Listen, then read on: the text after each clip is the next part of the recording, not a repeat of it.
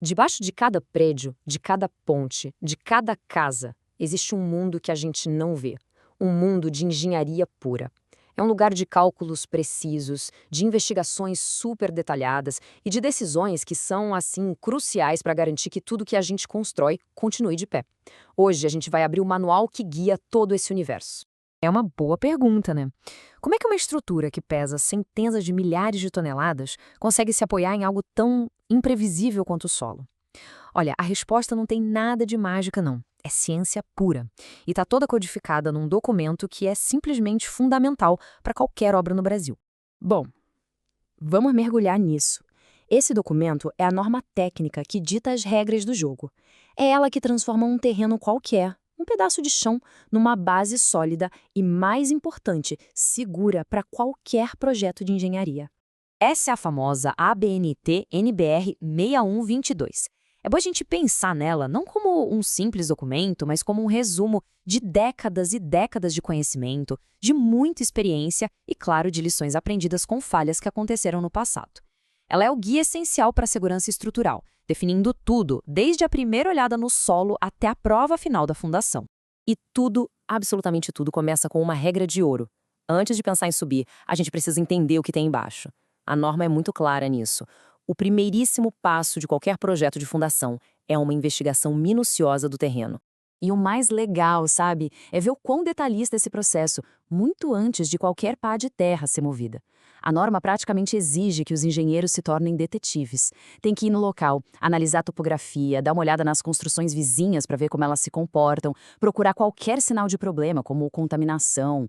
É tipo o diagnóstico de um médico antes de uma cirurgia de altíssimo risco. Depois dessa primeira análise, aí sim a investigação fica mais profunda com os ensaios científicos. São testes como a sondagem à percussão, o famoso SPT, super comum aqui no Brasil, que ajuda a gente a entender a resistência do solo. E tem outros mais específicos que mostram como o solo se comporta sob pressão, se tem água, quais as propriedades dele. É um verdadeiro raio-x do subsolo. Ok, com esse mapa do subsolo em mãos, chega a hora da grande decisão. Qual tipo de fundação usar?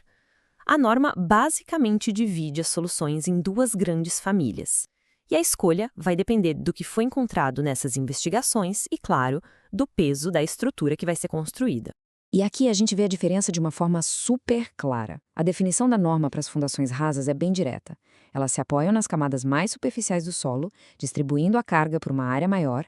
Já as fundações profundas, elas funcionam como agulhas gigantes, que atravessam as camadas fracas lá de cima para encontrar um apoio firme lá embaixo, seja num solo bem mais resistente ou direto na rocha. Para a gente conseguir visualizar isso melhor, as sapatas são como se fossem os pés da estrutura. Os radiês são uma grande laje que distribui o peso por toda a área da construção.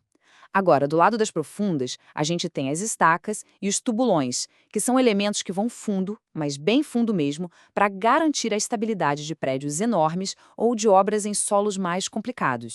Vamos avançar para entender como a norma realmente constrói a segurança. Depois de entender o solo e escolher o tipo de fundação, a norma nos leva para o coração do projeto, a filosofia de segurança. Porque, olha, não basta a fundação aguentar o peso. Ela precisa ser segura de duas formas bem específicas. Esse conceito é chamado de estados limites. É uma abordagem moderna que força o engenheiro a projetar a fundação já pensando nos piores cenários possíveis para ter certeza de que eles nunca vão acontecer. E esses cenários se dividem em duas categorias principais. Então, o pulo do gato é o seguinte: a primeira verificação, o estado limite último, o ELU, responde à pergunta mais básica: a estrutura vai cair? É a segurança contra o colapso, o desastre. Mas só isso não basta.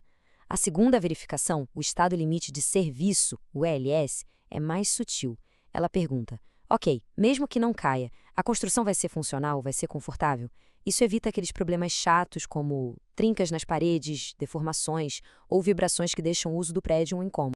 E toda essa filosofia, no fim das contas, se resume a uma equação fundamental.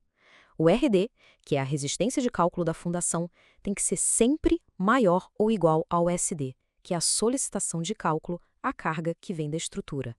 Traduzindo para um bom português, o que a fundação aguenta tem que ser sempre maior do que o esforço que a estrutura joga nela.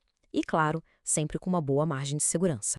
Só que a engenharia de fundações não é feita só de cálculos no papel. A NBR 6122 é muito, mas muito enfática na necessidade de verificar se o que foi previsto no projeto realmente acontece lá no campo, na obra.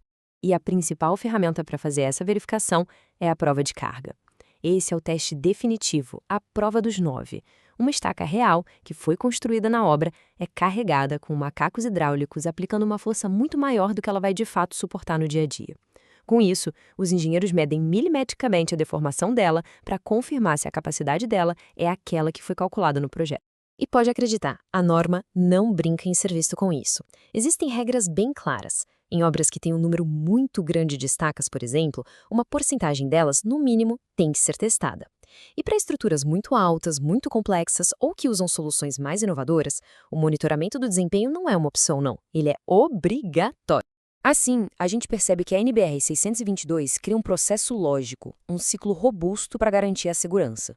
Primeiro, investigar o terreno para conhecer ele de verdade. Depois, escolher a melhor solução de fundação para aquele local. Em seguida, projetar essa solução usando os critérios super seguros dos estados limites. E, por fim, verificar na prática se o desempenho bate com o que foi projetado. É um ciclo completo que se fecha. Então, fica a reflexão.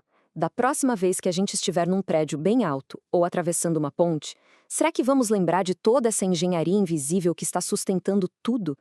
Essa norma é a garantia silenciosa de que podemos viver, trabalhar e nos mover com segurança.